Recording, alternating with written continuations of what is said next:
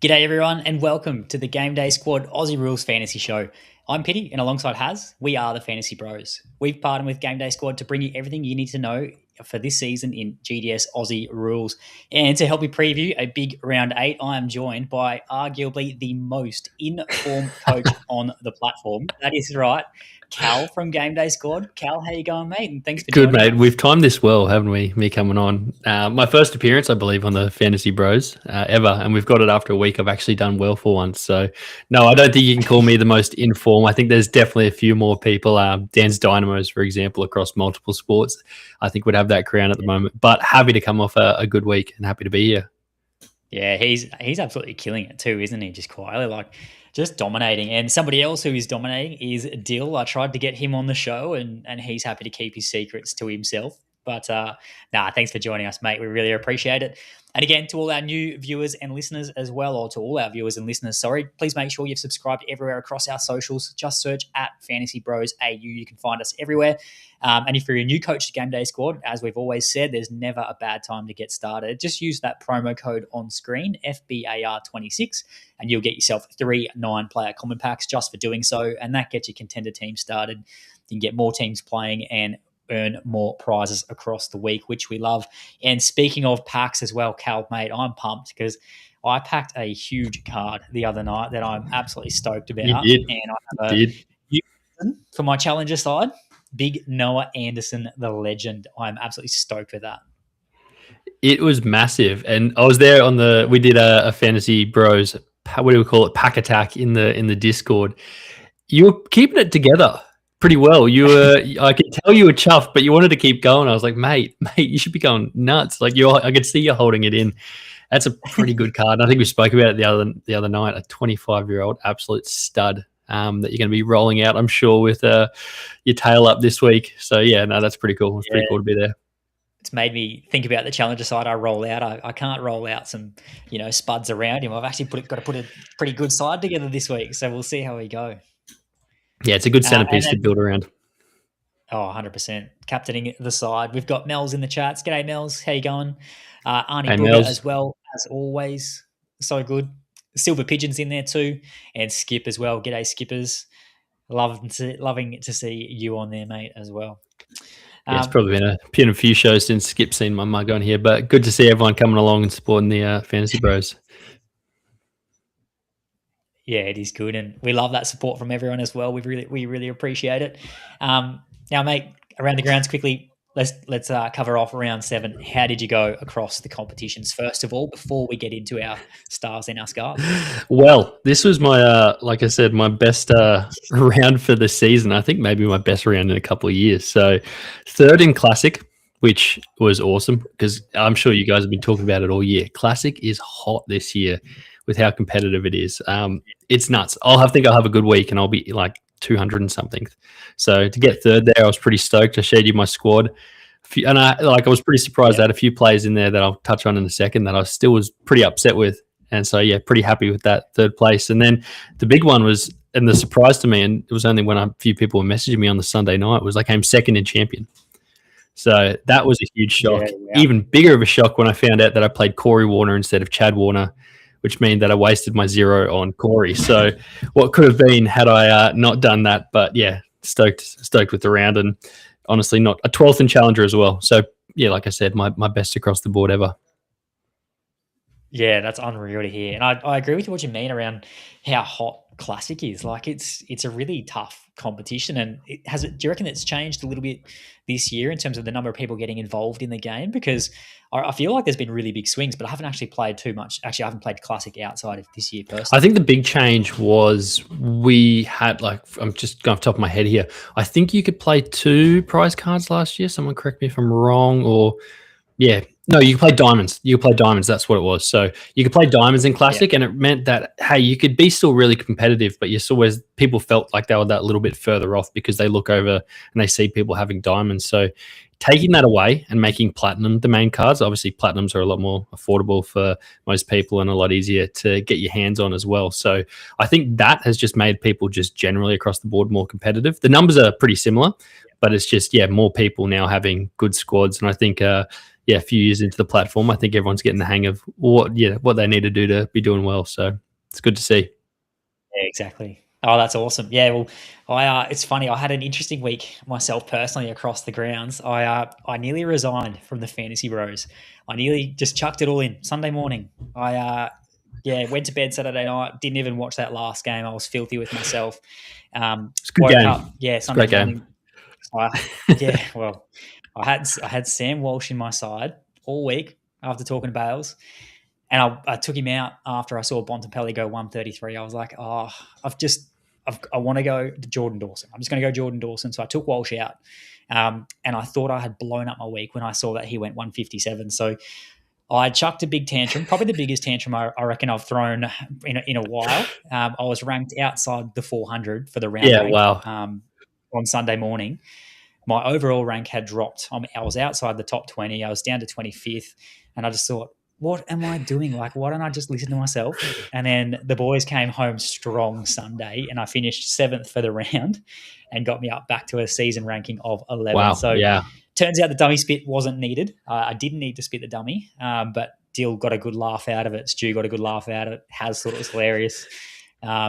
And then, best finish was 6th in under 22. So a pretty good week overall. And as you can see, there has 3rd in under 22s for nailed it, as well as 8th in the Sunday Showdown. So not a bad week all in all. And just quickly, who was your star? Who starred for your squad, and who was your scar? Well, I was just going to say, if you're not spitting the dummy with your squad at least 3 times a year, you're probably not doing it right, because it happens. My stud, I went with my other Ashcroft. As you know, I've got my Levi Ashcroft prize card, but I played Will. I'm a big Will fan. He was the guy I actually went in last year hoping he'd fall 20 more spots than he did. But I played him in all comps, and I love playing him in all comps because I just think he's the man there in that Brisbane midfield. I think, what did he go, 150 in the end? Massive 156, I think. Yeah, so he's always sort of thereabouts. But playing him was going to be my stud. So he's probably he was my stud. Do you want my scar, or are you going to give us?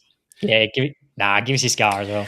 Jack Ross, 75. So that 7th forward, he was sitting on my bench. I didn't know if I was going to play him. Do I play one of the Adelaide boys? I was just thinking about, do I play Bailey in that game? And then so obviously going with Jack Ross over Zach Bailey was massive. That's the difference between 1st and 3rd as well. But again, like I said, can't complain too much though. I was pretty happy with it.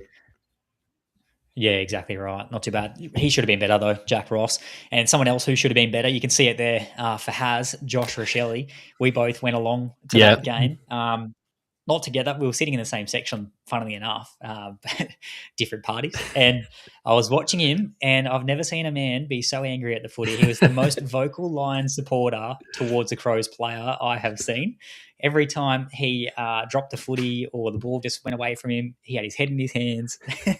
So Josh Rochelle, he should have been a lot better, and he is not a plug and play anymore. We took satisfaction in taking him out. He's struggled the past couple of weeks. Yeah, he obviously had a great game against Carlton. He kicked 5 or something crazy. Yeah, had a blinder of a game. And that sticks with you, right? There's a few of those forwards that sticks with you, like Cozzy Pickett. Been a little bit more consistent now that I'll play him, but he used to be there where he'd go 150, and you're like, and it'll sit with you, and you'll be like, he's got that upside, but he's probably going to score me 80. What do I do? So he's a prime in that basket. I'll touch on, I'm sure, when we go to our squads. Yeah, exactly. And there's a forward like that going around this season, that Arnie Booger, one of your forwards I'm looking at this week, who has been hitting some monster scores himself just like that, or some 70s as well. So we'll talk about him when we get there. But Arnie Booger, thanks for your support too. Played the right Warner and Walsh, thanks to the bros. You are absolutely welcome. Chad Warner was our primetime pod last week, and he had a cracking game. But a couple others there. Obviously, Washy was just a star, so we picked him. Would have been good. Haz was keen on him last week. Watching that live would have been very nice. It was actually very enjoyable. It was after the roller coaster of emotions I had been on. it was very satisfying. Was it the last game of the round? It was there was one. It was a late one. Yeah, second last. So no, it was pretty good. We saw the St Kilda scores come in, and we had some players go really well for us there. Cal Wilkie was another one of my stars too. I played Cal Wilkie when Jaden Shaw came out. Secret's out with him now. Still, I don't think he's flying under the radar anymore. I saw how high he was ranked overall. He's not just a top defender. He's one of the highest in GDS now. So, watch everyone get on him. He'll drop off this week.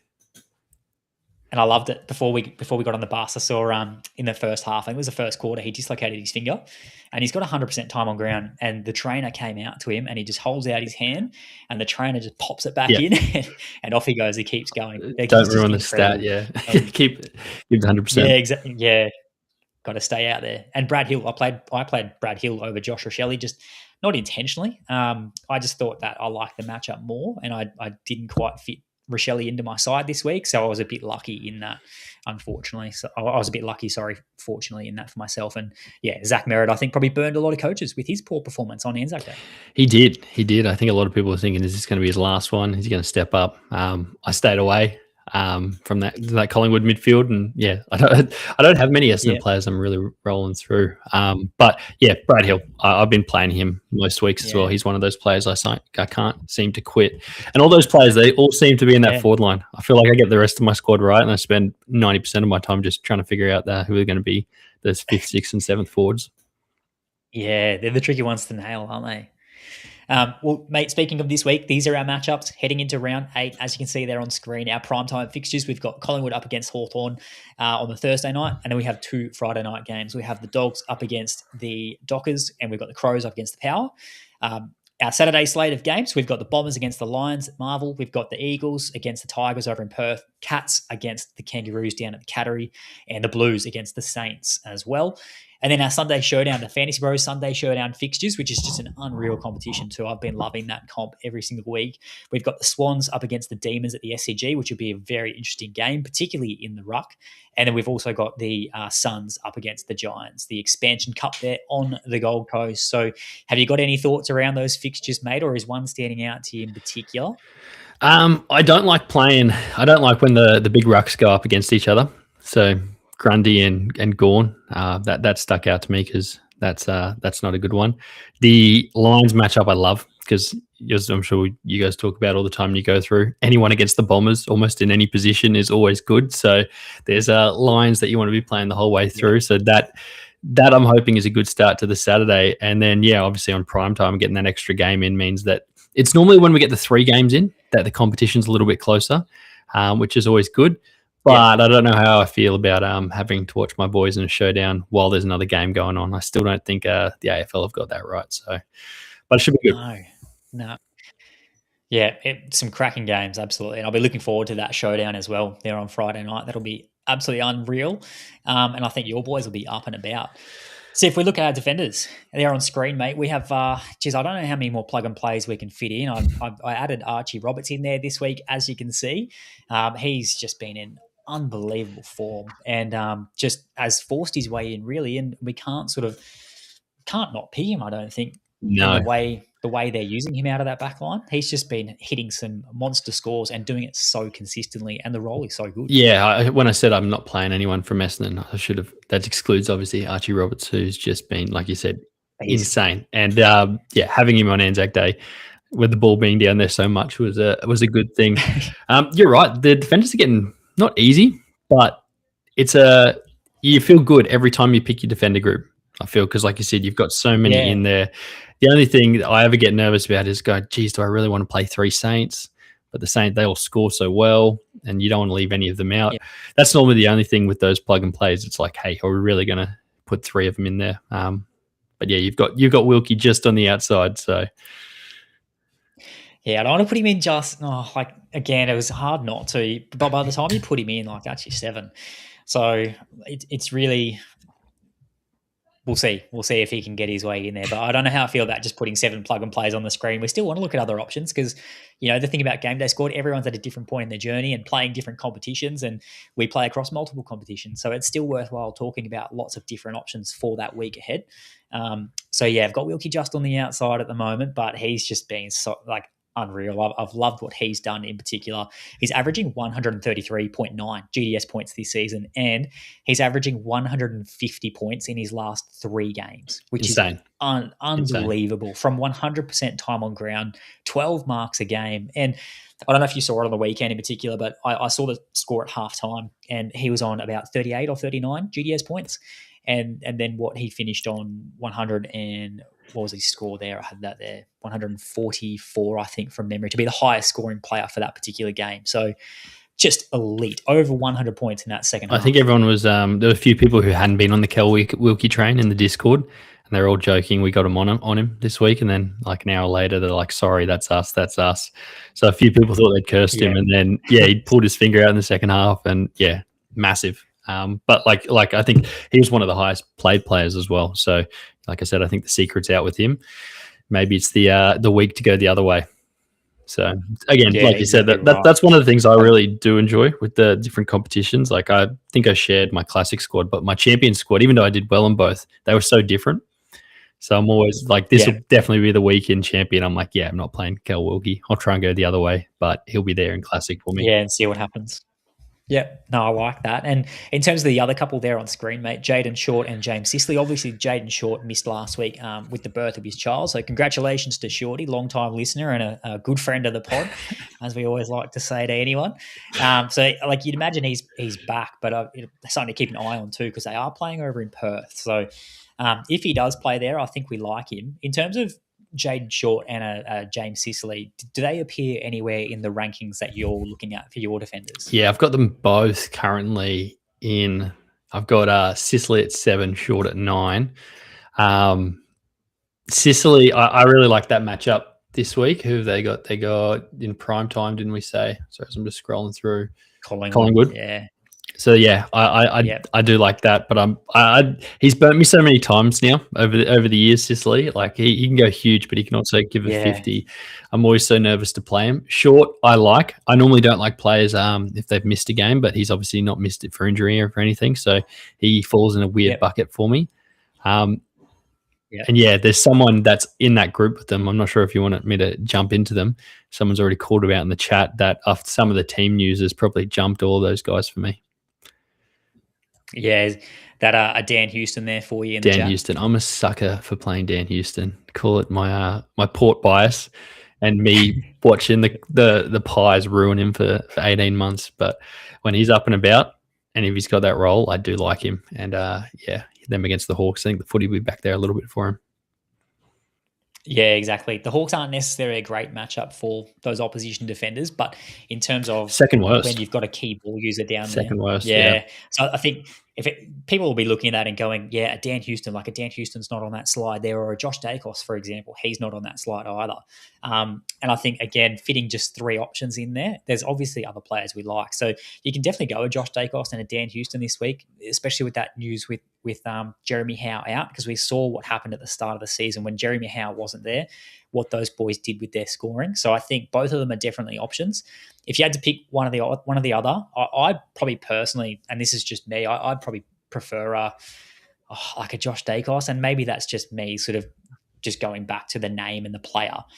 But do you prefer a Houston over a Josh Dacos? Normally, no. I just think Josh is a little bit more reliable. He's been better. I think he's averaging more.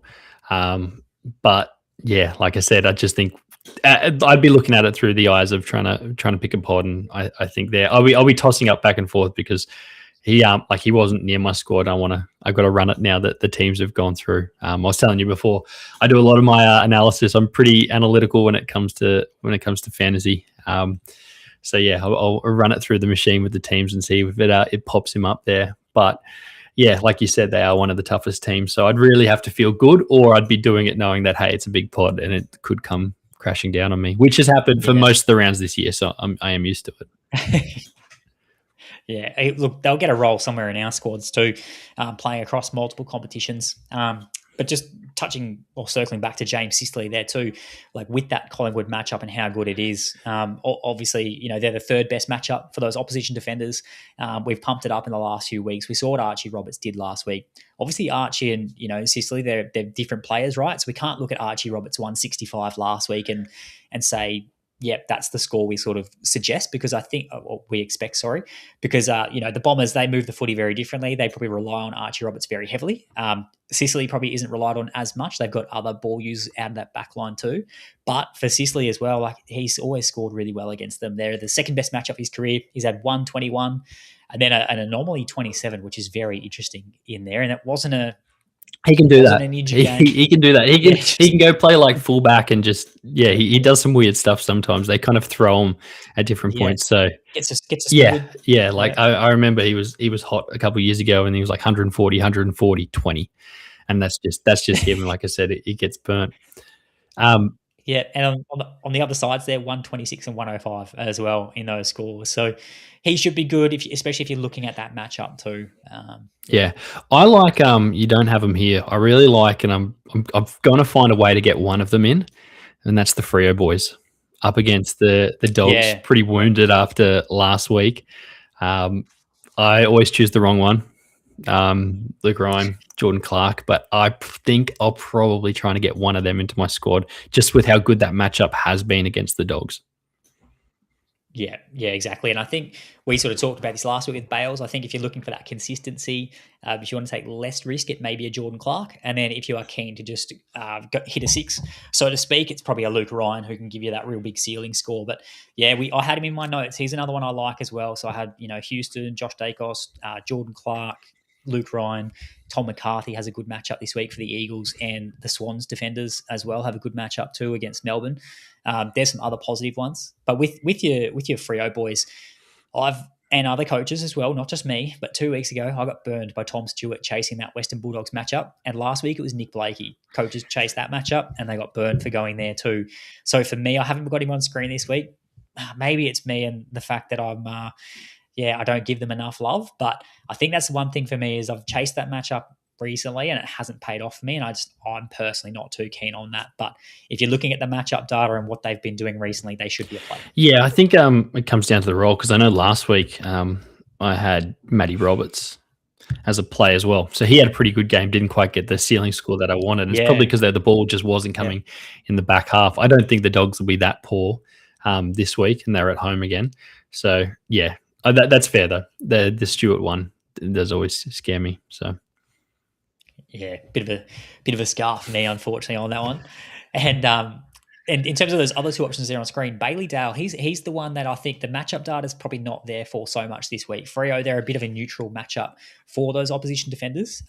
So it's probably not a glaringly obvious pod for this one, but probably the reason why I put him on screen and just to flag him was just his form in the recent 2 weeks has just gone up to another level. So he's had recently, so he hadn't gone over 100 in the first 5 weeks of the season, even though he hadn't gone below 75. So he hasn't been absolutely terrible. And then in the last two, he's had 120 and 136 GDS points to bump his average up to 98. And it looks like a clear shift in how they're using him. Either that or they've been pumped in the last 2 weeks and he's just been seeing a lot more of the footy. It's either way there, but he has looked much better in those last couple of weeks. Taking a large chunk of the kick-ins could be one to be looking for from the Doggies there. Yeah, look at his kick stats. I don't have the kick-in data in front of me. I'd love to know that one. But yeah, I'd be nervous with that one. I don't have him up there, but he's one that obviously can go big. He just has it. Like, he's had his best game of the year last week, and he's only gone 136. So I don't know if that's enough upside for me when, you see someone like a Josh Dacos on his upside get a 150.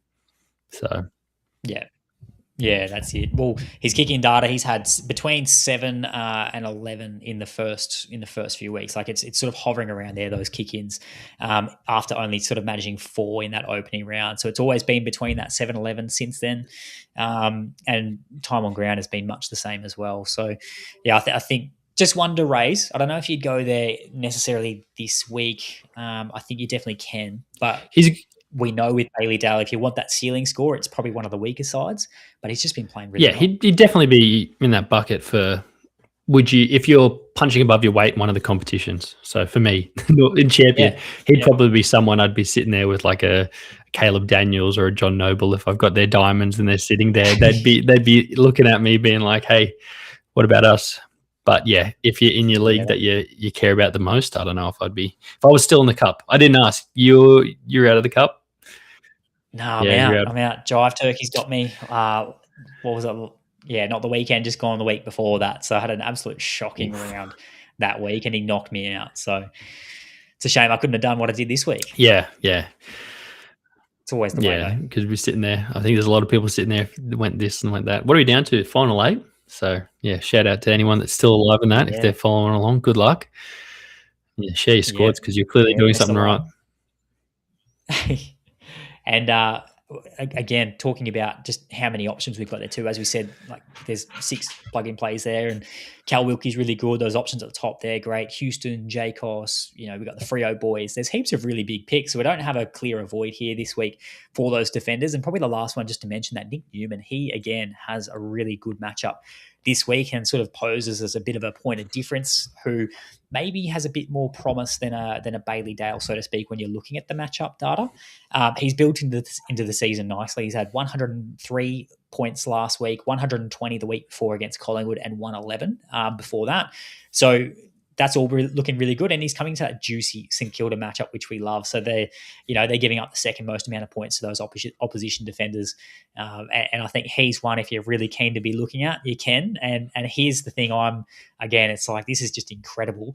But I mentioned that Collingwood a couple of weeks ago, they were his second best matchup he'd scored against across his whole career. And guess who his favourite and best matchup is to score against? Well, it's obviously going to be who they got this week, the Saints. It's going to be the Saints. And the last time he played them, he had 184 GDS points, which is absolutely incredible. And before that, it was 165 and 140. But that was obviously pre-ACL. That was 2024. And going back, so it was a while ago. So we've got a few of his all-stars in the admin account collecting dust. Maybe it's time to start. You'll start seeing them come through the auctions because, chuck one up. If you could get one cheap, and like you said, if you got a competition that you're under the weight division, so to speak, could be a handy little play in there because he's got a bit of a ceiling on his day. He showed that in the first half against the Collingwood game, and then I put it in the Discord, mozzed him, and he did not much in the second half. So I'm not going to do that again this week. If anyone wants to play him, I am not going to say anything about Nick Newman until the game is finished, but he could be one that pops off this week if you're looking at throwing a bit of a dart. No, I like it. Any final thoughts, mate, on those defenders before we move on? No, not on there. I know you haven't talked about it. I think Zorko probably has the pick. You've got the asterisks on him there. So I just want to see with him. Yeah, I think if he's named, I'm going to play him. I find it very hard to leave him out. It's going to be so tough to leave him out if he's named in that matchup. He could have 40 touches, but also, I don't know. Yeah, it's a risk. Yeah, does he get managed? That may be the question. It's a wait and see, but I'm probably going to have to bring him out. I don't think I can, leave him in the reserves while I see him run around against Essendon. There was talk last week. Apparently, he was fine and good to go, and then the club decided, no, give him a week. It's only Adelaide. Yeah, they're like early in the season. Let's just give you the extra week. But apparently, he was sort of knocking on the door saying, "I'm good to go. Play me."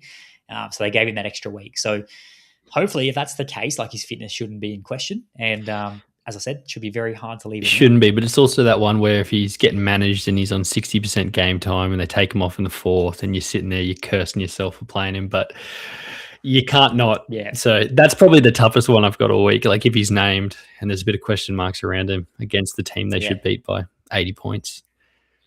Yeah. Yeah, that's it. It can go one of two ways, can't it? Yeah. Alrighty, mate. Let's look at our midfielders here. We can see our plug and plays there on screen. We'll look at Nick Dacos, Marcus Bontempelli, Bailey Smith, Max Holmes, Jordan Dawson, and then you can see our 3 options as well. Before we start talking about those options, because I find the midfield line, and Haz and I were speaking about this today, that it's quite hard to sort of put them all into a bit of a ranking and figure out who our 7 are going to be. There's just so many really good options this week, or it's quite tough to pick your top 7, really. The first thing we probably should mention is Bailey Smith and Max Holmes. So the Cats are coming up against the North Melbourne Kangaroos down at the Cattery. We know that they've been running a bit of a tagging job through either a Finn O'Sullivan or a Jai Simpkin at times. Could one of those two boys get a little bit of attention from the North Melbourne midfielders there? And they've also been a tough matchup too. What are you thinking about those two boys this week? I'm nervous about both. I I think Max Holmes has lost his plug and play status. I'd be pushing him back into the options. I think he's obviously started hot and had a great year last year, but last couple of weeks he was poor against us. So I'd be nervous about him with a tough matchup without the tag. But I do think the tag goes to Bailey Smith. I am nervous about it, but I've also seen people run from the tag and it get burnt. I think Bailey Smith can outrun it. So yeah, it's a tough one. But like you said, it's normally a tough matchup anyway. So it's not like, hey, here's a good matchup and you just got to worry about the tag. I'm kind of nervous about it. But how do you leave Bailey Smith out of your squad? Yeah. You'd feel ridiculous the moment he's on 50 points at quarter time. So yeah, it's not something that I feel like I'm brave enough to do, and I don't think I would. I think Bailey Smith has been clearly the best player so far this year from that fantasy perspective. And yeah, North Melbourne, third toughest matchup, 83.5 GDS points they're allowing to those opposition mids. So it doesn't scream like a great matchup, but for me, I think Bailey Smith, he's one that I'm going to roll out. I'm just going to back him in. I think that if he does cop some attention, that he should still put up a good enough score and he'll be very popular amongst other GDS coaches. So I think that risk reward factor there as well, it's if you leave him out and he goes well, it'll burn you. If you keep him in and he doesn't go so well, it's probably not going to be the end of the world potentially. But I actually think, like Haz and I were talking about this today and we had that conversation, don't you worry. We said, is Maxi Holmes coming out of those plug and plays? Is it time for him to come out? And we came to the consensus, let's give him one more. He should be fine. But I think if someone's going to cop the tag, it could potentially be a Maxi Holmes. That's where we kind of land. And from the point of view of Smith racks, but he has been highly ineffective. He's a better fantasy player. Like his kicking. Yeah, his kicking has been terrible. And Maxi Holmes is the damaging player. So if you want to go for damaging, it's probably going to be a Max Holmes. But the interesting thing is he's playing off halfback. So because they're employing that midfield tag, are they going to use, maybe it could be a Jai Simpkin that goes to a Max Holmes because they're going to play Jai Simpkin forward and they'll just do that defensive role on him. Maybe that's the play. Maybe that means they send Foss to Smith as well. I don't know. But I think if Foss goes to Smith, good luck to him. Yeah, it's like what I was saying before. It's one that you can get the tag on, you're worried about it, and then he still racks up 40 touches and you feel silly for trying to avoid it. Maybe Auntie Booger can tell us who's going to who this week. I'm sure she's got it all figured out for us. Let us know. Let us know. And those players on screen, mate, are Will Ashcroft, a Zach Butters, and a Finn Callahan. How do they spit out in your rankings this week for your midfielders? Well, Ashcroft is always high, so I've got him bang on in there around those guys. I don't know. I'm going to roll out both the cats, so I reckon he makes it in. Callahan, I've got them both on the same there. Zach Butters, I've just got slightly above them all. So I think Butters goes into my squad. I think against the Crows, he's just going to be wound up for this game. I think this is a big Butters game. I do like it. I don't know about Horn Francis, who we've got in the next one. If I had to pick between the two, I know Jason's my boy, and I'm going to lose Zachy at the end of the year. But yeah, I really like the Zach Butters play, and honestly, those top three, there's a chance I roll out all three. Yeah, it's hard to leave them out though, isn't it? Like, with our plug and plays too, we've got, Dacos has that Hawthorn matchup. He should still be good, but read into that what you will. Like, we know they are a more difficult matchup. Bontempelli as well. We know he's banged up too. There's a few players where you might look to go another way. I know we don't have Zach Merritt on screen too. I do like him this week, I think, and so does Haz. He's another player you could be looking at. So there are lots of options. But looking at your Zach Butters, for example, like playing against the Crows, we saw what the Lions did to the Crows last week, and they're giving up the fourth most amount of GDS points to opposition mids this season. So they're allowing 92.5 on average. Those Lions, it was, Neil with 185 points for Lockie Neal is absolutely incredible. And still with room for a Will Ashcroft to go 156 and Dunkley 112. They were all leading. Just going absolutely massive. But it's interesting. I don't think that's the style of game this week. I don't think that's going to happen. I think we know what those showdowns are like. They're a heated, contested game. So I think if Zach Butters, if he's putting up a good score, it's probably not, waxing as much as those boys did. He should still get his marks and his tackles. And as you said, he'll be fired up, ready to go. Like, he's averaging 136.5 points in his last 4 against the Crows. He's hit 174 against them. Like, these are the games that Zach Butters loves, isn't it? Yeah, I'm really confident about him. I'm nervous as a Port fan against Dawson for similar sort of reasons. I think obviously a lot more going on for him outside of footy. And I think the Crows should win and bounce back. And I think it could be a really big game for him. So I know you've got him in there plug and plays. Obviously didn't have a good week last week, but you can't blame him for that. Like, he's another one in that showdown. But yeah, I could see Horn Francis having 50 and getting himself into little spot fights all over the ground. And yeah, so I think Zachy Butters showdown, safe bet. Yeah, exactly. Well, I think Horn Francis, he's the up and down one at times. He's having a really good year though. Like, he is, yeah. Just off that, so he's been more consistent than what we sort of expect. Like, he's passed 100 points in every game since round 1. And he's gone over 140 3 times. So he's showing some really elite scoring and averaging 120 GDS points for the season, which is absolutely insane. Pretty good. I don't think I've played him once in Classic. I still don't trust him for that up and down, but he's the type of player you can. He's in the midfield too. Correct, and it's always so tough. But like I said, it's actually spat him out here pretty high in my projections, but it's also spat out a couple of the other lines, boys.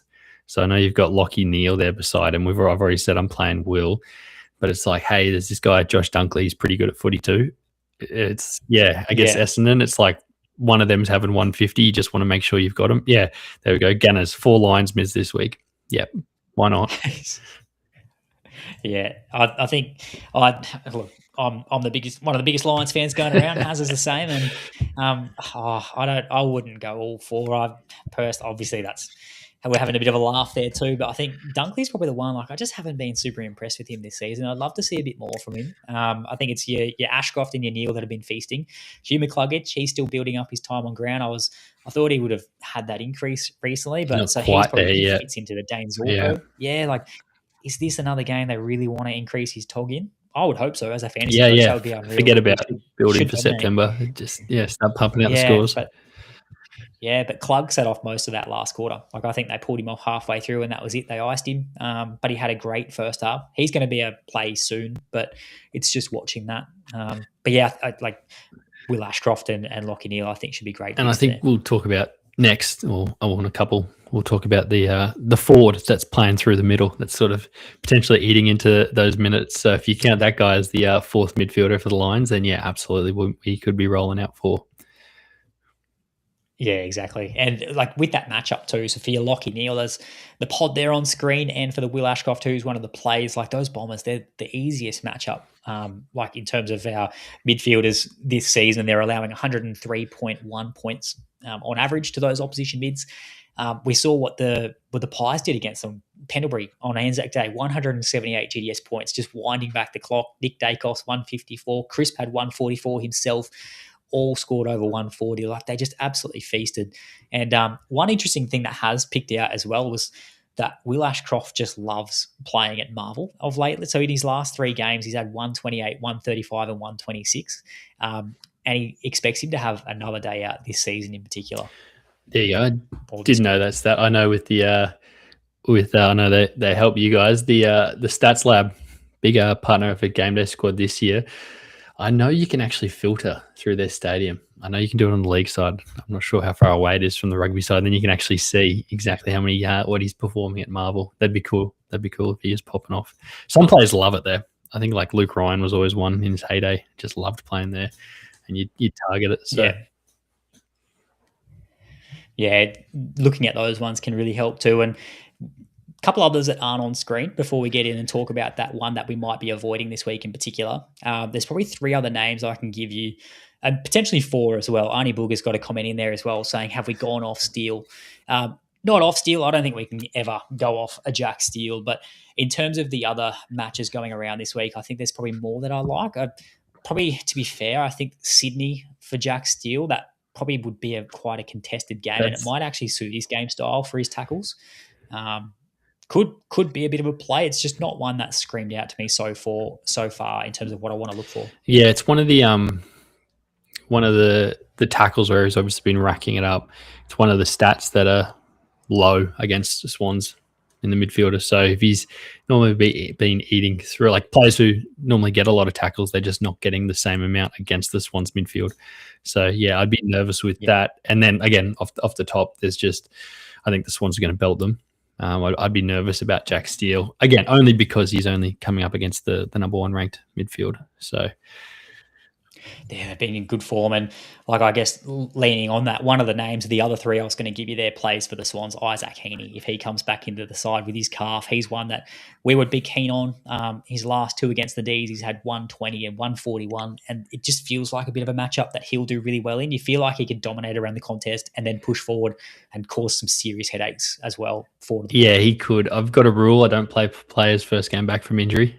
And I try and stick to it. Yeah. But he's like a prime candidate this week of just like, it's going to be so tough not having someone from, the Swans in that midfield running out. But yeah, I'm nervous, but he could. You got to leave someone out, and it's so hard. So you kind of have to lean on some of those things. I saw, when he came back against the Eagles. Now, put an asterisk next to that. It was against the Eagles, but he just came in as if didn't miss a beat. Yeah, he hadn't been. Yeah, exactly right. And I just feel like a player like an Isaac Heaney. If you're ever going to bring someone in who is coming off a bit of a concern like that, it's probably going to be an Isaac Heaney. So should be. Yeah, it's very hard to leave him out in particular, especially when we saw, Dion Prestia, for example, hit 117 last week against the Demons. We've had Will Ashcroft 120, Pickett 150. There's been big scores against them, and it could be one that you'd be tempted to play. Yeah, but I've got Zach Merritt, Sam Walsh. Any others? Who have I got? Merritt's the one that's probably on the outer. Like I have been playing him. I'm just giving up on him a bit at the moment. But we've kind of probably covered everyone I am playing. Yeah. I don't trust either of those Freo guys. They don't have a great matchup this week. They're sort of middle of the pack. So they're normally it's normally one of the Freo boys that pop up into my squad, but I don't think they will this week. Yeah, exactly. And Walshy last week as well, just going so well for us. I was probably the first time we've seen his ceiling for a while. But this week too, coming up against the Saints, one thing that has us flagged is that he may cop some attention from Hugo Garcia around the stoppage. So if you're looking at a Sam Walsh, just be mindful of that. Garcia's last three opponents have been Harley Reid, who was an 88, and a Rochelle/Rankin, who was an 84. But a Butters as well was a 136. So that's kind of the anomaly there too. So I would personally have Walshy, and I know Haz would say the same, closer to the Zach Butters there out of the others. So I wouldn't look at the 84 and go, it's going to be that sort of score. He should still be okay. He should still be fine. But just be aware he will cop some attention from a Hugo Garcia at stoppage. Yeah, I played him last week and he did quite well. He's looking like, and I know the commentators say this to death, but he does look fit. And when a player is fit and running, that's normally a really good way to break the tag because he's just finding the ball in open space. So, yeah, I'd be looking at him. I think he'd fall out this week for my my 4 Lions. That'll probably someone will have to give way. He'll probably be the one that does. Yeah, that's it. He's got the role as well, like in terms of that number one midfielder for them. So it's good to see Walshy back and firing, mate. But here is the big dilemma we have. We have a big rucking dilemma this week, and it's which 2 rucks are we going to pick? Now, I was watching before, listening. I was Goat Fantasy as well. Bit of a shout out. I know they're probably one of your partners there, mate, Drew Jones. And he was, listening to an interview from Stephen King, their coach, and he mentioned that he liked Max Heath there, and he liked what Max Heath has been doing in the ruck, and he's been playing really well. And he also said he likes Gawn forward and what he provided when he went forward. And it sort of sounds like they're going to persist with Max Heath there chopping out with a Maxi Gawn. And we know his marks have been down recently. He hasn't been scoring as well the past 2 weeks. So what are you thinking in terms of the rucks? Have you got 2 that you're looking at this week? Who spits out really well in your rankings? So my rankings have Grundy 1, Jackson 2, Gawn 3. So that's how they're lined up at the moment. Yeah.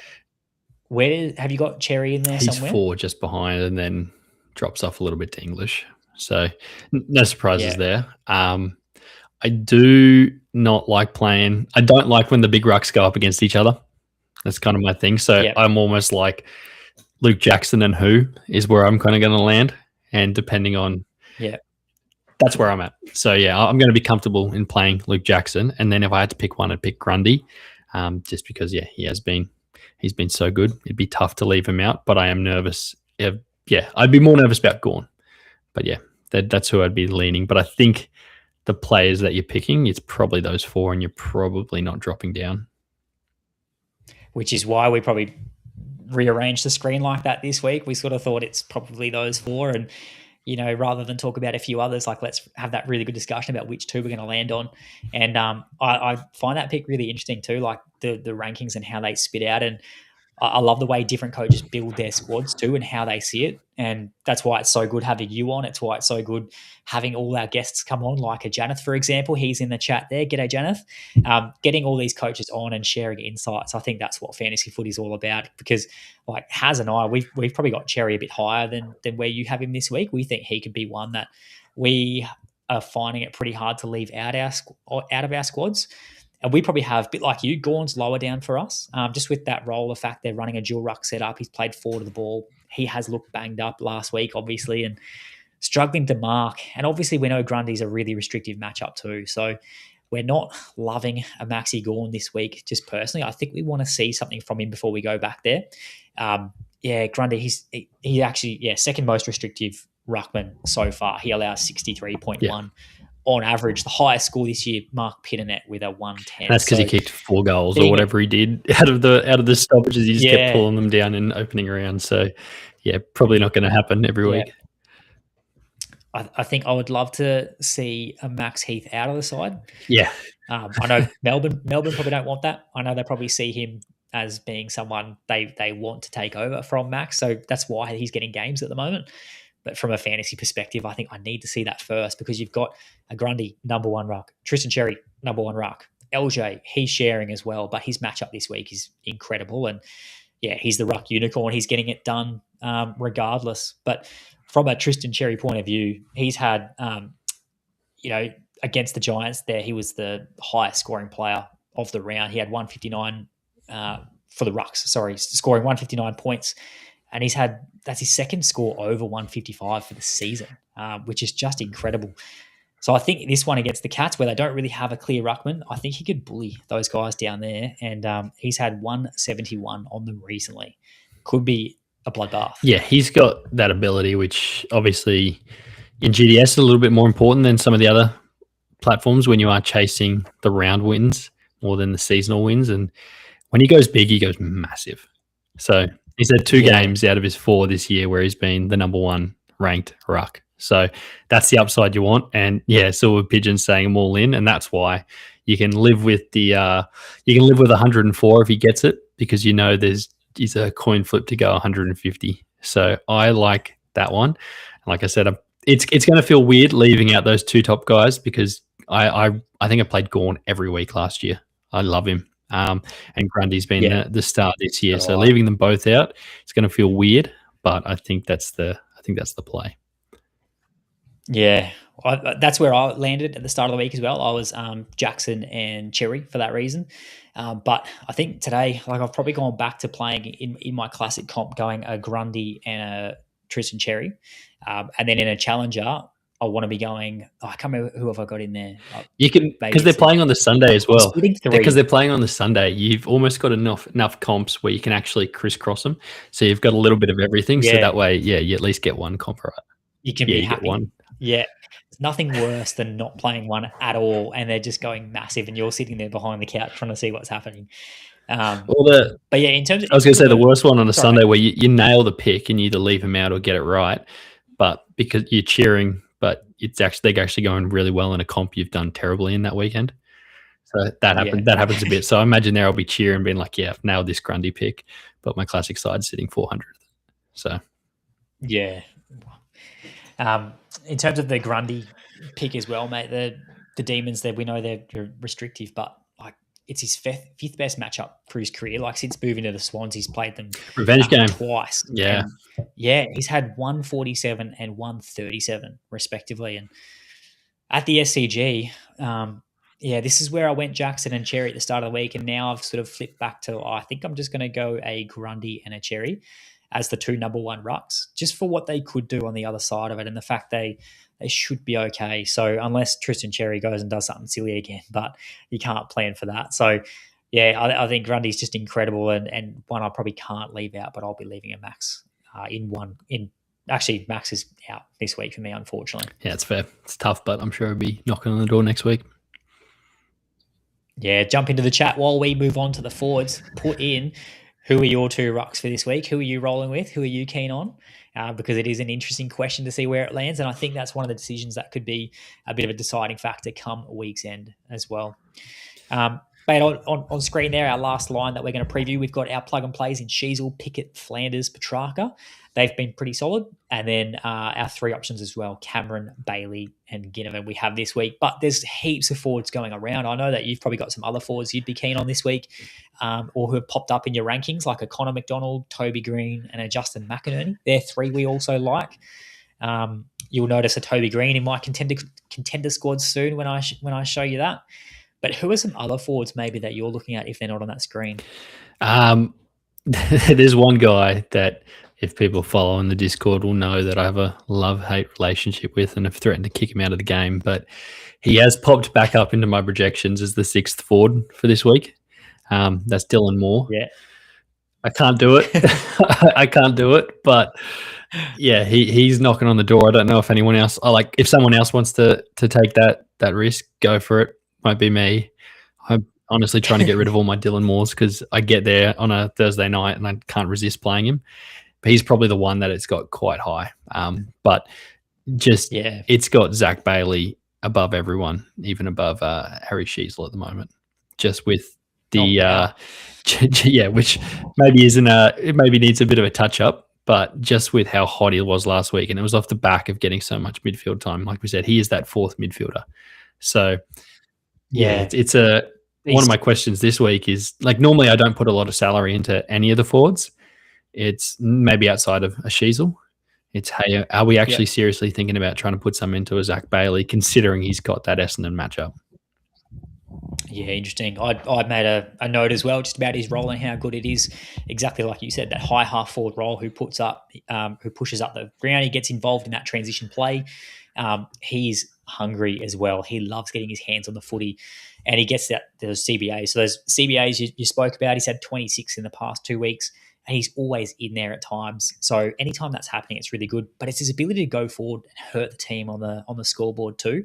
So yeah, he's had an incredible start to 2026. He's averaging 105.5 GDS points. He's hit ceiling scores of 133 and 151.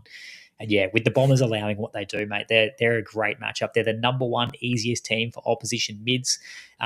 Funnily enough, and I say mid because we know he sort of runs through the middle of the ground, but in terms of forwards, they're actually not a great matchup for forwards, but I think that might be just a reflection of Archie Roberts. How many points they give up. Yeah, elsewhere. Archie Roberts doesn't let anyone else get a kick when the ball's in his area. Yeah, exactly. And I just think, like, with that matchup, exactly like you said, he should be a really good player. So I've put him in my squads as well. And we've got a couple more comments in the chat there as well. Dylan Beatty says Jackson and Cherry for me in the rucks. I like that. I've got Jackson and Cherry combo running somewhere. There'll be a Grundy and a Jackson, Grundy and a Cherry. I'll split them around where I can, try and catch that perfect combo. Get some more comps going. Who knows? Trying to split it up even more. Yeah, exactly. And then Arnie Bulger, English definitely still out. Yeah, I believe he is still maybe another, I haven't checked the most recent AFL injury list, but from memory it was at least another 1 or 2. So I'll be double checking teams and having a look at that. So yeah, should still be out from what I am aware of. Yeah, he'd fall into that no playing the first week back, and there's probably even more so for rucks for me anyway. So absolutely. You've got Hill there, and it's a one because I love, with forwards, I love chasing the big score matchups. Jezza a couple of weeks ago, I played, and I think I played a platinum on him. It was maybe the one good call I got right all week was playing that. Everything else was terrible. So did your rankings spit him out that week as being like someone who could go off? Yeah, play him. So I was like, yep, all right, I can see Jezza having a big game. I didn't know he'd have that big of a game. But I'm looking at this week, Richmond against West Coast. They've got each other. So it's kind of like, I normally like playing forwards against them. So I don't know. with those guys, if there's anyone, I don't have anyone quite as high. I do like a Waterman, but he just hasn't had the ceiling. I don't fully trust any of those guys to knock in. I'm not playing Jack Ross again. That was a one-time thing. One and done. One and done for my squad. Got his medal. Then we shipped him. But I do like Hill. Hill's been someone I've been playing all year, and against a really nice Carlton matchup, he's going to be another lock for me this week. So, yeah. Have you seen how popular he is amongst GDS coaches in standing comps? Not off the top of my head. You got the number? Yeah, I do. It surprised me. Like, I thought it would be much higher because, I played him last week as well as that. Bit of that point of difference. I didn't really intend him to be a point of difference. I just, like you said, I liked his matchup and he'd been in great form. He's currently the 15th most popular forward across standing comp. So he's selected by 11.7% of coaches. Fantastic. Yeah, like it is a bit criminal, really, to be thinking about that, given the form that he's in. And I actually put down here, I put plug and play ? Next to his name in the run sheet because that's how good he's been to start this season. Averaging 110, his low score of 95, and that's the only time he's dropped below 100. And this is the thing for me that I like, and I'm probably sure you do as well, mate. I think it's the Saints game style that's really conducive to fantasy scoring. So I was keen to play him last week for that reason, and a Cal Wilkie, and a Sinclair, and a Naz, and a Flanders. Like, I'm happy to play them all because they score as a team really, really well. So Carlton, they're the third best matchup for opposition mids. They're the second best matchup for opposition forwards. And you'd imagine they'd concede a high number of marks again. So I think this one just screams to me as one you could be picking. I've got to try and figure out how I'm going to fit him in there because there are a number of forwards that I am liking as well. Yeah, I agree. He's been fantastic, and I'm surprised more people aren't on him. I think if we were to ask a few people, hey, is he averaging more than McInerney? They'd probably still think of McInerney, but he's now jumped him, which just shows how, like you said, how consistent he's been. He just hasn't had those floor games. So McInerney's probably someone that drops out, right? You don't have him on there. I'm trying to figure out where he is on my list. He's one that we like. It is a positive matchup against Melbourne in terms of forwards. It's neutral for mids. I like him back at the SCG. I feel if Heaney comes back in, it actually might help him, funnily enough. We sort of say Heaney goes out, he should get a bit of a bump in scoring. But I actually think having Heaney come back in, it actually helps him a little bit in the midfield. The thing I don't like about Justin McInerney, and it's not why I don't have him on screen, but just a reason why I am not looking at him this week in a lot of comps is he is, I might be speaking one of only coach that thinks this. I think he's such a hard watch. I know Haz and I have played him a couple of times, but he's the hardest watch going around in footy at the moment. He will go missing for extended periods and you'll think your week's done. And then he'll pop up and rack 40 or 45 points. And he relies on goals to get himself to 100. So it's just a headache that I don't want to have. He does. There's a few of the Swans, and I was actually a Swans member a handful of years ago when they're all coming through. And there's like a group of them, like McInerney, Goulden, Wicks. They all look the same. Like when they're playing, like if you're not paying close enough attention, so you either think with him he's going really well, or if he's not going so well, because they all just kind of blended in together. But yeah, I've got him. Like I don't know if I'm going to be playing him if Heaney comes back, but this also is telling me to play him, and it's a lot smarter than I am. My little projections calculator. Me trying to pick squads, I haven't got close, and using this, it's got me close. So yeah, look what he's done this season. He should be a bit of a safe pick for sure. Like he's got the role. We know what he's going to be doing. He gets his way to that sort of respectable score anyway. Even that 80, 86 last week, it's not going to burn your week. It's probably not what you want, but it's not going to hurt you. So he can definitely be one that we're looking at again. He's the 8th most popular forward, so he has probably slipped down a little bit in terms of who coaches are liking. Yeah, right. Funny comment there from Mel's there too. So Dylan Moore to go big this week. After you said that, you're not keen. Go for it. Dare you to play him, Mel. Well, mate, who else are you keen to talk about there? So we've got even with those Hawthorn mids, right? We talked about how the Saints game style, I really like that. The Hawks game style, I really like too. So a Connor McDonald, a Jack Ginnivan, we've already given enough airtime to a Dylan Moore. Any of those two there, McDonald or a Jack Ginnivan, because we like a Jack Ginnivan this week. Have you thought about any of those two so far? Yeah, so my thing's got Ginnivan pretty high. Got him as the 4th. So, and then Connor Mack a little bit lower, but I probably like Connor Mack more. Yeah, I know everyone was so hot on him in the preseason. He just probably hasn't quite had the games that we wanted from him, but he's got a really good matchup. But I'm just looking there. He's at 17%. Ginnivan's at 16% at the moment. So very, very close. But I think you'd probably be picking one of them and hoping you pick the right one. The one that I don't have in here, and I know he burnt everyone last week, but he's a big game player. And I'm looking at those Crows boys. I'm looking at Rochelle. Yeah. He's not on there at all. Hasn't spat out anything high for me. But I'm like, in the showdown, would you be surprised if he had 25 and kicked 4? No, not at all. Especially after a week like that he's had. And actually, that's speaking of Josh Rochelle. Keen to see where he's sitting at the moment. 20.9%. 21% of coaches are rolling with Josh Rochelle. So again, he's down to the 6th most popular. So he slipped as well. He was a bit higher than that recently. Yeah, I reckon that'll drop a bit once squads and stuff come in tomorrow. We normally see the big changes on a Thursday night. It changes pretty soon. It's only the real eager coaches are jumping in, making the changes, or the coaches clearing their squad on a Sunday night when they've had enough. Yeah. So he'd be one I'd be like, okay, just ask yourself the question against Port. Maybe he's a play in one of those ones when in the comp, maybe you're trying to punch above your weight a little bit. Yeah.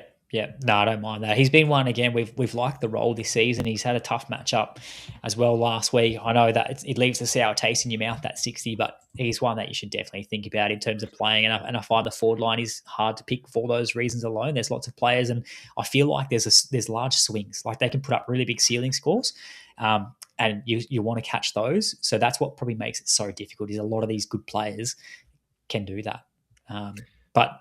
Yeah, for Jack Ginnivan too, the other reason why we really like him this week, other than the fact he's had a great start to the season, averaging 107, he's had a low score of 86. But the thing for me too is that when he's not scoring really well, Sam Mitchell can move him around the ground. He gets up the ground and he gets involved in the game, and he can really save his score. He can sort of still get to a really good score, even if he's not tracking so well, which is a really good trait to see. And Sam Mitchell came out and said we want to get him into the game if he's not quite in the game, and they'll make positional moves to do so.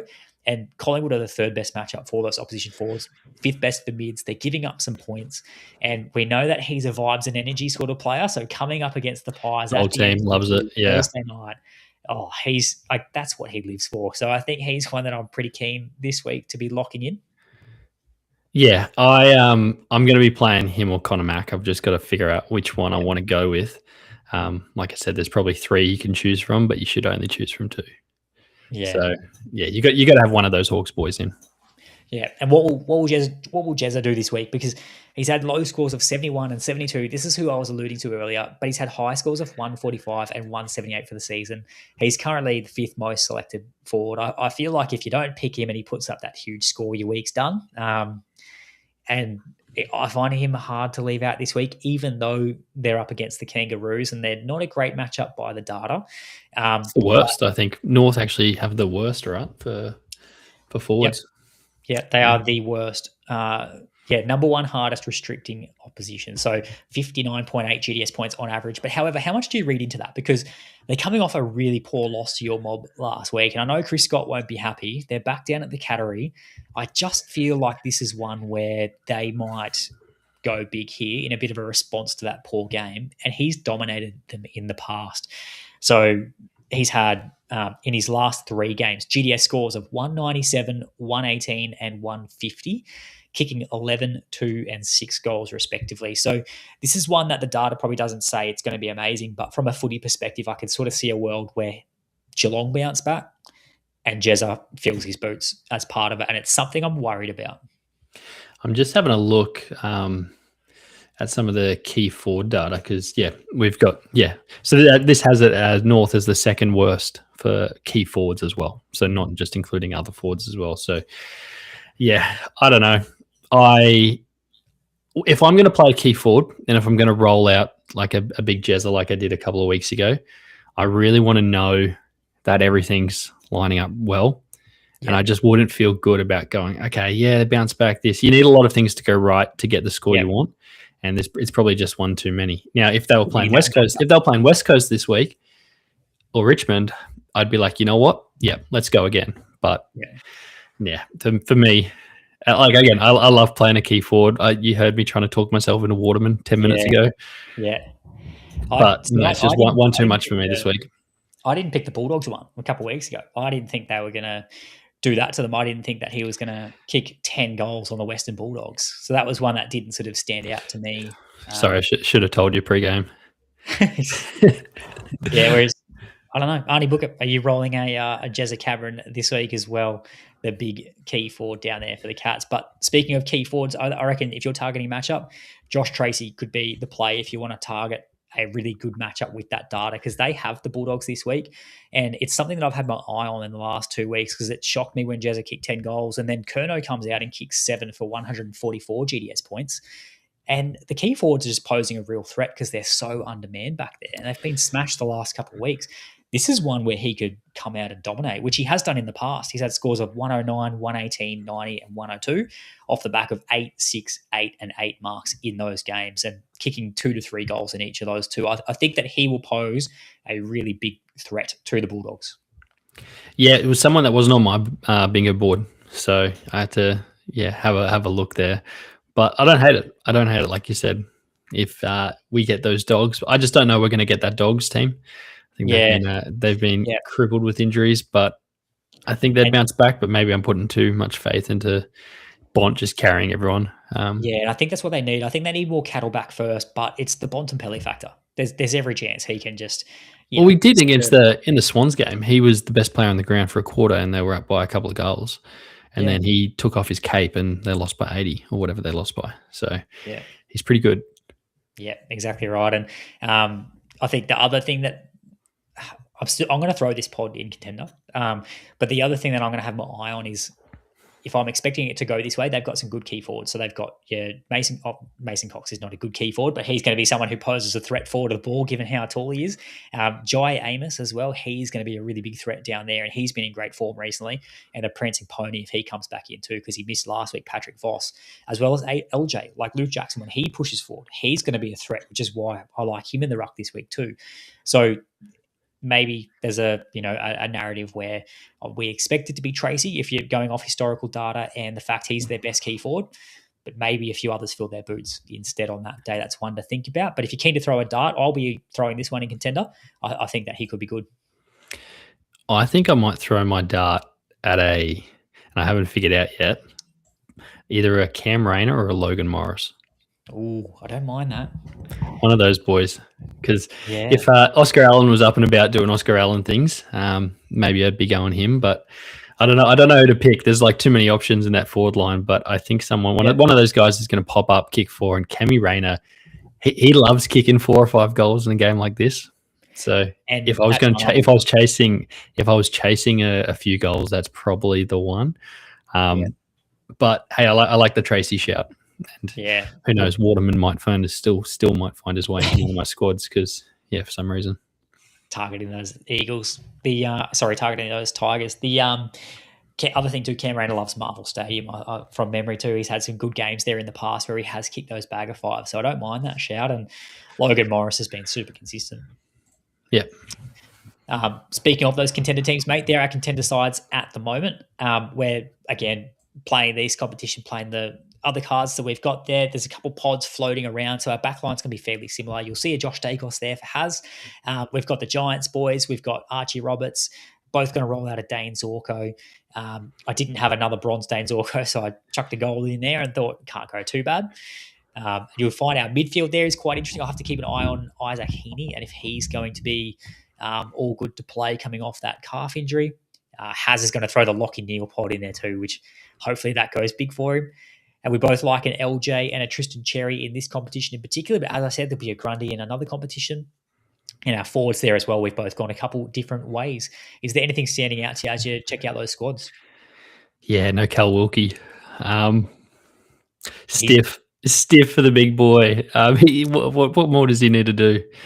No, they're pretty tough. Like we said, that defender lineup's going to be pretty tough. But I don't know. He's probably the one. He's probably the biggest name that's out of both.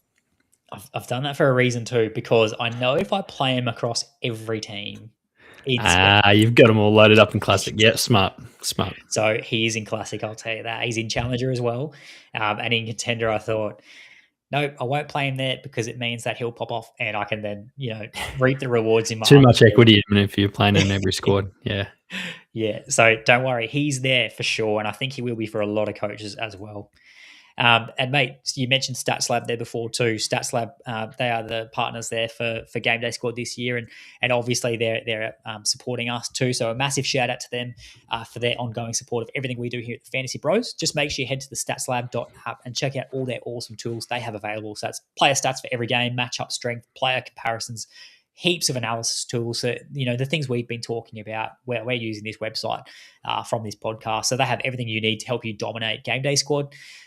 Including, as I said, all those player percentages, like who's being played by coaches. This is our consensus primetime team, and obviously we're at the mercy of the cards we have. So there's a few players in there, like a Jarman Impey, for example. I have a diamond for, so I thought I'd throw that one in there. No, I like that. I like a few of those rogue Hawks boys this week. Yeah, Carl Amon as well. I think having one or two of them in there just to really help out. I didn't have another Sicily I could throw in. I wanted to have both of those Freo boys, like you mentioned. I wanted to have them somewhere, and I'm going to do that in my prime time. They just don't get to feature in a standard comp, unfortunately. This is why I like these competitions, because Gunston's probably the level below the guys. We're like, oh, maybe this week, but in a prime time, I at least will get to play him. Like, you've got him there on the bench, and I'll feel good that I've at least got to get him into one of my squads. Because I have a feeling that they could smack the Pies. So I like that pick. And he's so good in those big games as well. And then we've obviously got LJ there for our ruck.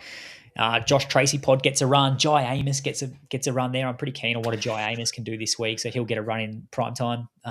So hopefully that's looking like quite a strong team. You'll just notice that I don't have a lot of salary on Nick Dacos, for example. I'm using the salary cards there in standard comps, but you get a team in, and you're going to be earning some pretty cool prizes along the way. Yeah, with comp like this, you really got to figure out where you think you sit with it. And hey, if you don't have the Nick Dacos card, it's almost worth. Do you play him? Because it's all weekly. So that's how I play it anyway. I don't have a diamond Nick, so I'm like, do I play the plat, or do I just be like, no? You never know what's going to happen too. I know I've got in there, and maybe it's a bit of the consensus stuff too, just throwing some of those players in, even though they're lower salary. But if there was to be a game where something happens and they have a very low score, if you don't have him just because you don't have one of their cards, sometimes that's the luck you need. So could be something I look at after this. I'll have a look and try that strategy this week. Stack my team with the higher salary cards, even though they may not be the best players. 24 or 23 rounds of the year, you look like a clown, but all you need is one. The one it comes off. Yeah, exactly right. Well, mate, here's our BroDown ShowDown summary from last week as well. Congratulations to all those coaches who backed Has in for our 2025 draft class edition. We had Jacob Farrow up against Josh Lindsay. So Josh Lindsay took that out. He had a cracking game. Much needed win there for Has. Yeah, he did need that. He was he was looking a bit grim. I'd been in good form, surprisingly. And, Willem Dersma, what an absolute jet from the Eagles there in his first season with a 127. Showed Sam Grill how to do it. And his legend went this week. Fez, yes, the West Coast fan, got him, which was really cool to see. So, he's a West Coast fan too, is he? Yeah, he's a that's unreal.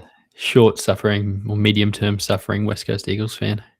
What an asset. What a dynasty asset to have as well. A legend, Willem Dersma. That's incredible.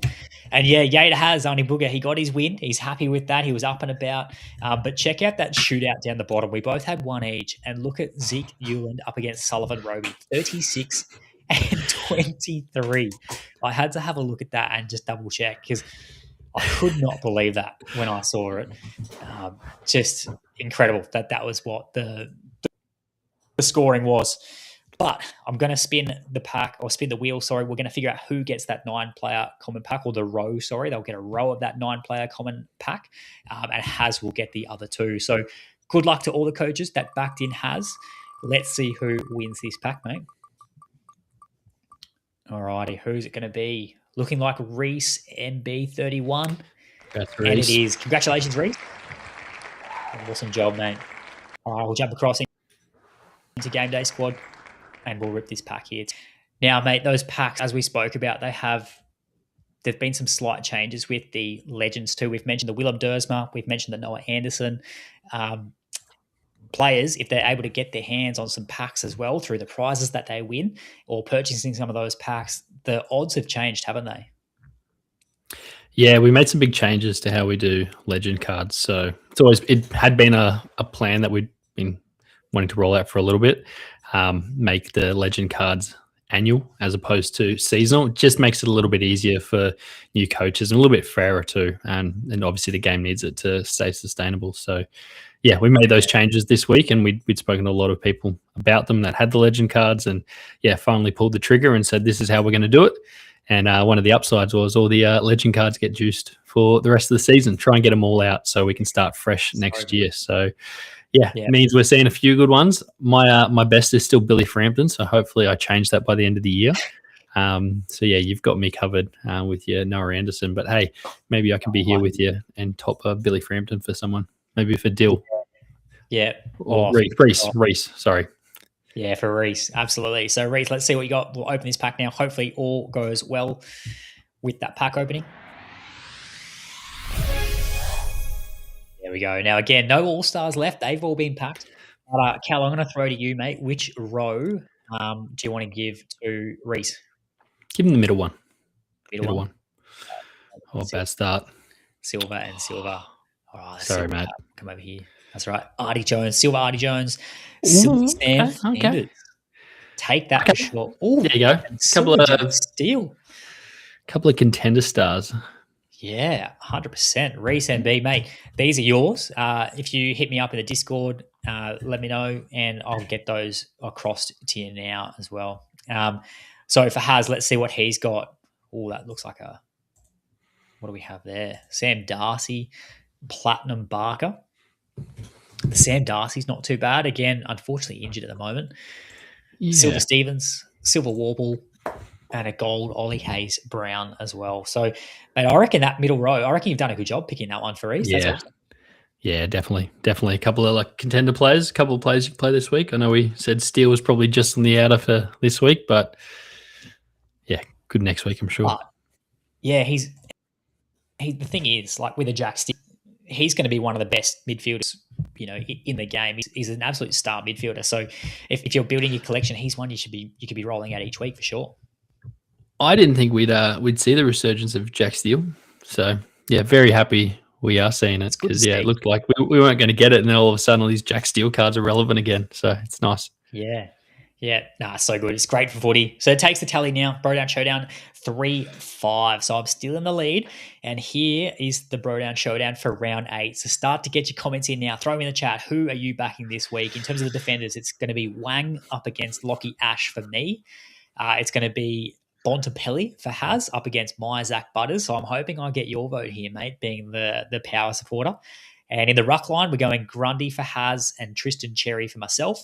And the forward line, but I know that you might be swayed by this, man. Zach Bailey for Haz and a Christian Petrarca for me. So who do you think is going to win? As a reminder to coach, it's going to be obviously whoever gets the most wins here in those direct head-to-head matchups. But if it comes down to 2 apiece, whoever has the highest scoring player will be the winner. So get those comments in.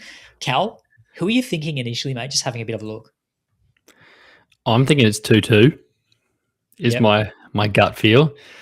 And then I'm going to say that Zach Butters is going to be the highest scorer, so you take it out. Yes, that's what I like. And then Skip, he's on the same thinking as you, mate. He's got 2 all as well. So hopefully it is a bit of a close week. And actually, it was a close week last week. Most weeks it is. So hopefully it is again, and hopefully Butters comes out on top for me. That would be awesome. So we've got a few comments coming in. Mel's backing me in this week. Arnie Booger as well. Thanks, Arnie Booger. Fair few comments there coming in for me. Everyone's coming in on your side because Haz's not here. And he can't defend himself either. That's for sure. I'll defend him. It was close. I gave him the Bailey and the Naz pick, and then we were very close on that Grundy Cherry one. So yeah, that's the thing, isn't it? And it can go either way for sure, because they're some of the best players in the game. Stephen DPS, so he's got Haz as well. Well done, mate. Good on you. And can't wait to see who comes out on top next week. And Mate, thanks again for joining the show. We really appreciate your time and jumping on. Love having you and your insights. And as I said, like there's a lot of things happening in Game Day Squad, which is unreal. So if coaches are watching this or listening to this and you're not in the Discord, get part of the community, come get involved because there's heaps of good stuff happening over there. And all our new users, as you can see on screen, that's our code FBAR26. Make sure you use that on sign up so that you can get yourself those 3 9-player common packs just for doing so. Cal, mate, thank you so much for joining us. No, thanks for having me on, mate. It's good fun. Hopefully I gave some insight. Like I said, I think I've had my 1 week, so don't take everything I said with a grain of salt. But no, it's good to be on and love the work that you guys are doing. So thank you. Thanks, mate. I appreciate that. And I'm backing you for another good week. Let's hopefully we both. Might just take a few weeks, but it'll come back around. I love that. And good luck to everyone as well for their round 8. Best of luck, particularly for those in the Cup too. Our next show next week, as you can see there, Wednesday, 6th of May, 7:30 p.m. as normal. We will see you then. Thanks very much. Thanks, everyone.